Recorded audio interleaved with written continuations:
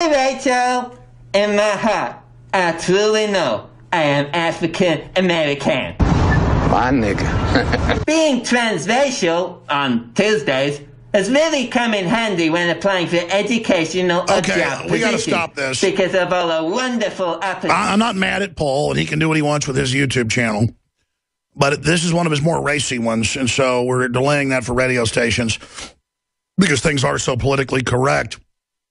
But pretty funny, Paul. It'll certainly get people talking. But finishing up with this, they've taken our real rights away to an economy, to health, to a family, to not having a devalued currency, to having privacy. And they're replacing it with faux rights and putting people into little servile groups. This is the broken coalition plan for the planet that Larry Nichols talked about. Go ahead. No, that's exactly what they've done with the Fat Pride movement. They've created a whole social justice movement based around a condition that's incredibly unhealthy and leads to premature death. To the point now where in Britain recently we had a poster campaign for a company called Protein World, which featured a thin, shapely model, and it said, "Are you beach body ready?" This created a massive controversy. It was defaced by feminists. They actually put in a bomb threat against the company. Of course, it completely backfired. They made about £1 million more than they would have done otherwise. Now they're putting it up in New York. But again, feminists will openly promote something that's incredibly harmful to women, obesity, and then label it as some social justice cause, while ignoring all the genuine threats to women's rights. Saudi Arabia banning female drivers, female genital mutilation. In fact, I was about to mention this. Kuwait court orders female activists jailed for criticizing Emir. AFP, zero coverage of women not allowed to drive. They'd rather lecture the West where women got all their freedom. Let's face it, the West isn't perfect, but the West brought so much freedom to the world, so we kind of henpeck ourselves that we weren't perfect, and then these feminists worship the radical Islamicist.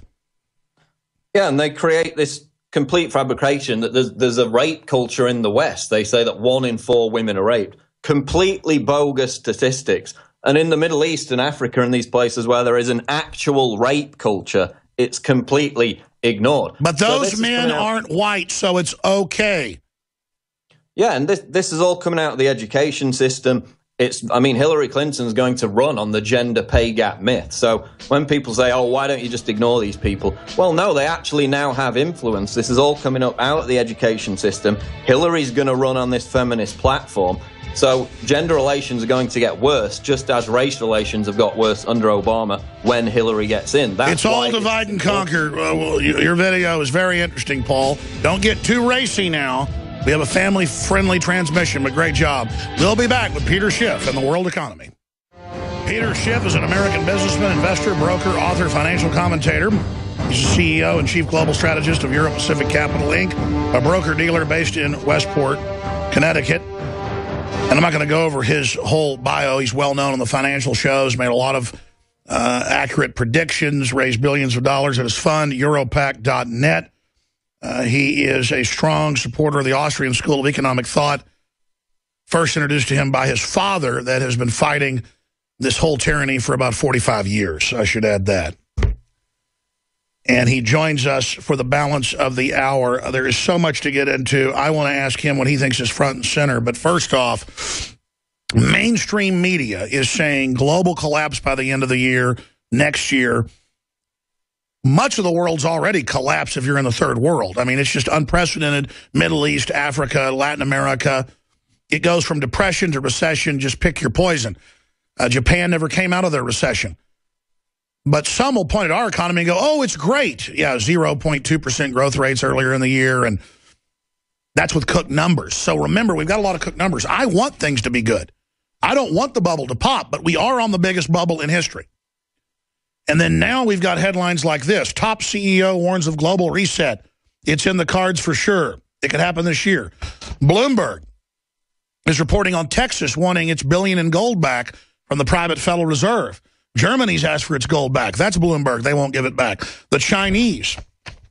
Then The Guardian reports that a lot of billionaires including top insiders, are fleeing Israel, fleeing the U.S., fleeing and going to New Zealand. A lot of Hollywood folks are going there. I told you that first 5 years ago. Is this just hysteria and they've jumped the gun? Or can this bubble go on forever? Ron Paul came out. We played the clip Friday. It made headlines all over the world, from the Financial Times of London to RT to CNBC. Ron Paul, quote, "Economy will soon have a day of reckoning when you'll see the very, very big crash." I think we've got the congressman coming up later in the week or next week. That's being lined up right now, or former congressman. So that's setting the table here that I'm not saying there's going to be a collapse. I hope there isn't one. But I've never seen so many mainline people saying it, with now AP reporting the Secretary of Defense is sending commandos to basically fight the Russians. Let's not pick a side in this. This is crazy, though. I mean, we're in their backyard. It's just wild. Our government backing the Muslim Brotherhood, Al-Qaeda light all over the Middle East. I mean, I've been doing this 20 years, and I thought I had seen it all. This is the craziest government's ever acted. Peter Schiff, am I overstating it, understating it? I mean, as an expert, as a smart guy, you know, proving himself in the real world, what are you doing for yourself? I mean, how would you boil it down? Where are we? Well, first of all, Alex, it's not about wanting the bubble to pop, because all bubbles inevitably pop. The problem is the bigger they get before they do pop, the worse it is. So we should want the bubble to pop now. It should have popped years ago. Had it popped years ago, we would have been able to solve our problems instead of making them worse. So unfortunately, we have delayed the day of reckoning, and there's a lot more to reckon with. And you know what Congressman Ron Paul was talking about, and of course I've been a fan of his for a long time, it's nothing new. I mean, this collapse has been a long time in the making. It's just that we're now closer to it because of all the things that we've done to delay that day of reckoning, but that have simply worsened the very problems that make that day of reckoning necessary. Sure. What do you say to people, because I've seen this said about you, said about me, everybody, you're going to create bad confidence and make it pop as if we're the ones that did this? No, it's not all about confidence. If we just believe in something that's phony, that it's just going to sustain itself. I mean, that is the problem. Too many people believe all this nonsense, which is one of the reasons that it's gotten so out of control. But as a result, all the problems have been exacerbated. And the fact that we've been able to borrow all this money from around the world and spend it just means that we've got a bigger problem. Just like, look, there's Greece is in the news today because they're trying to solidify a bailout. But the reason the Greeks got themselves into such a big problem is because for years they kept borrowing money at artificially low interest rates. Well, we've made the same problem. It's just that our creditors haven't figured it out yet. And so they're still willing to loan us money, even though we can't pay any of it back. Well, they're clearly scared that if they don't prop us up, it'll bring everything down. But that only adds to Washington's hubris and bizarre arrogance. Well, yeah. And of course, the longer it takes, the more false confidence it builds. And, you know, a lot of people have begun to criticize me over the last few years, saying, oh, Peter Schiff, and of course, not just me, but other people have been predicting this gloom and doom. And you see, nothing bad has happened, and so they're wrong. But meanwhile, a lot of bad stuff has happened. We have this phony recovery. The real economy is weakening despite all of the doctored up statistics. The average man in the street is worse off. His net worth is going down. He's got a lower paying job. He's got no savings. He's loaded up with debt. This thing is a ticking time bomb. The fact that the fuse is a little bit longer than some of us might have guessed doesn't undercut the reality. It just means with all the new banking manipulations and insider trading and derivatives and all the rest of it, they've been able to prop it up longer. But every analyst out there pretty much says that when it finally goes under, unless you're talking about Krugman or something, that it's going to be spectacular. What does it signify then that so many mainline analysts and people, and even folks that pushed all this Keynesian economics garbage, are now saying we're in deep trouble, wealth inequities and all the rest of it? It seems like they're trying to have their cake and eat it too. That signifies to me that we are getting close to the bubble popping. Well, the fact that so many people refuse to acknowledge that there's a bubble in the first place is a good contrarian indicator. But you've got to remember that they never see the bubbles, right? The Federal Reserve certainly never sees them. They're always in denial, even after they pop. You know, go back to the Great Recession, the 2008 financial crisis. Nobody at the Fed saw that coming. In fact, by mid-2008, they still had no recession anywhere in their forecast, despite the fact that we were 7 months in to the greatest recession since the Great Depression. They were clueless. Even we talked about, you know, you mentioned earlier, the negative GDP in the first quarter. Well, halfway through the first quarter, the Fed was still predicting growth of near 3%. So they have no idea what's going to happen. And even if they do, the last thing they're going to do is admit it. If they see problems on the horizon, they're going to deny it. They're going to pretend everything is great because they do believe it's a confidence game. And the last thing they want to do is pierce that confidence bubble. What do you make of all the bizarre geopolitical actions that are going on? Is that an attempt to shore up the dollar, A, and then B, for lay folks out there, what is the bubble or bubbles, and what type of event do you think could precipitate that? Why are they saying, so many analysts now, the end of this year is a prime zone for a bubble pop?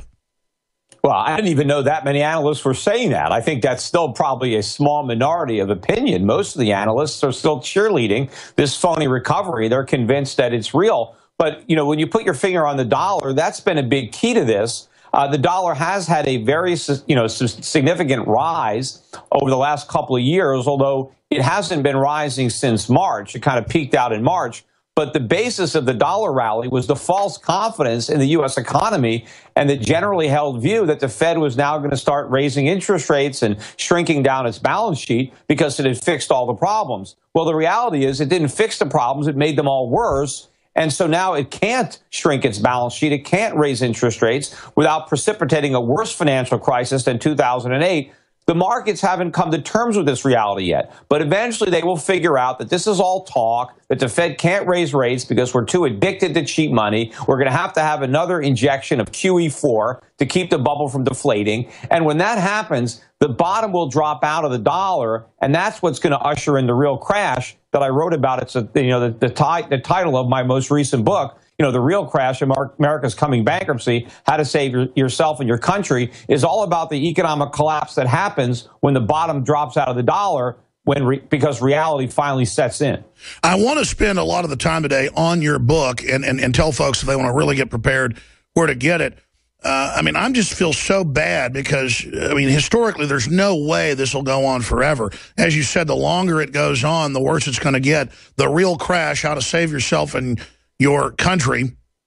Peter D. Schiff, New York Times bestselling author, on with us right now. Before we go to break, though, surely you've seen the articles. You manage a lot of rich people's money. London Guardian, you name it, admits what we already knew. With a lot of rich people are getting armored redoubts in the Ozarks or in Montana or in New Zealand, or they're building safe houses. They're acting really paranoid. They're pulling cash out. They're pulling gold out while criticizing gold. What do you make of that fear under the surface, or is it not that bad?